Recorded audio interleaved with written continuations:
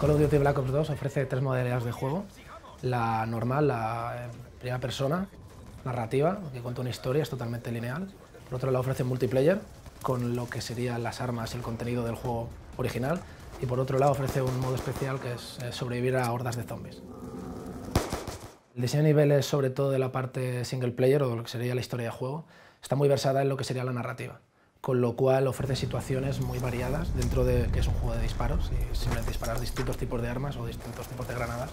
La combinación de elementos, distintas situaciones, sobre todo escenarios, ofrece mucha variedad a lo largo del juego, sobre todo porque juegas con distintos personajes, cada uno con una motivación, que es lo que lo hace bastante entretenido. El multiplayer en sí ofrece, como todos los Call of Duty anteriores, ofrece multitud de mapas distintos, en este caso tanto grandes como pequeños, siempre con multitud de caminos, que ofrece también una variedad a la hora de jugar. Y hay bastante número de mapas en general para cada modo de juego, lo cual lo hace bastante entretenido, es difícil cansarse.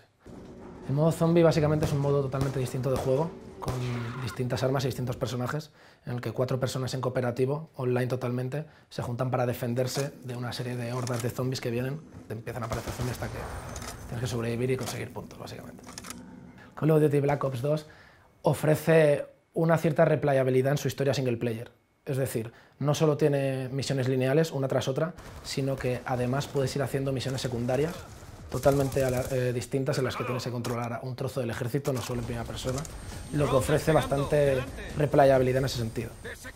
Un juego como el Call of Duty, y sobre todo los shooters, abusan muchísimo de una estructura lineal a la hora de la navegación, del avance, del progreso por el escenario, pero es también obligatorio ir disparando en primera persona mientras navegamos por una película, porque estamos viendo multitud de situaciones por detrás, explosiones, tanques, ataques, todo tiene que estar muy controlado y tiene que ocurrir en un momento preciso para que el jugador pueda verlo. Es como rodar una película con cierta interacción en este caso.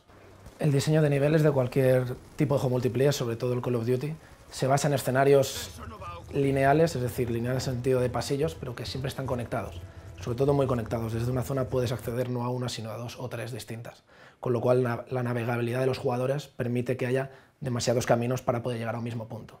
Eso también se ayuda en el Call of Duty en el hecho de que tiene respawns rotativos, es decir, que no siempre spawneas en la misma zona, no siempre apareces en la misma zona, con lo cual siempre puedes pillar al enemigo de espaldas si antes lo has pillado de cara.